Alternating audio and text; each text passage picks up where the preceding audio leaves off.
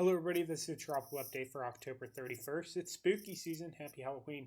Potential tropical cyclone 15 is now Tropical Storm Lisa. Landfall is likely Wednesday night in Belize. It's currently located south of Jamaica, as we can see here. I didn't shut off my light, so there's a little bit of glare. Sorry about that. There's a non-tropical low pressure system located over the central Atlantic today. That is north of Bermuda, and it will be making its way out towards the Azores, may or may not develop. The Hurricane Center put it back on their chart today, but it wasn't there yesterday. They took it off yesterday. So we'll kind of see what happens with that, and I'll keep you guys updated if the probabilities increase, currently at 10%. Speaking of probabilities, impacts likely to the slight category over much of Belize, where we could see rainfall, storm surge, and perhaps even upper end tropical storm force winds due to Tropical Storm Lisa, as we can see on the satellite here today. Looking a little more organized than yesterday, hence its now classification as a tropical storm. Tropical Storm Watch remains in effect for Jamaica, where it will pass to the south of here shortly.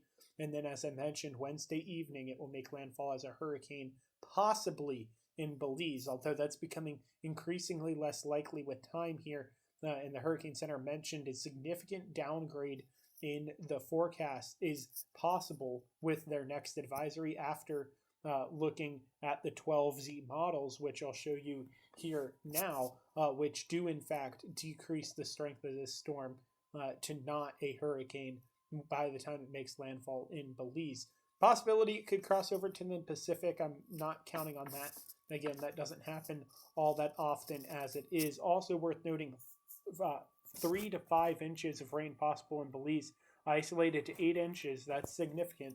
As you can see, the European track probabilities definitely in the upper range, 70% plus that it hits Belize. There's about a 15% chance that it is a strong higher end tropical storm, or I guess it's really not a strong high end tropical storm, it's just a tropical storm in general. But there is a decent chance that it remains in that strength, in that orange category, and does not enter the Category 1 hurricane, that is that red category.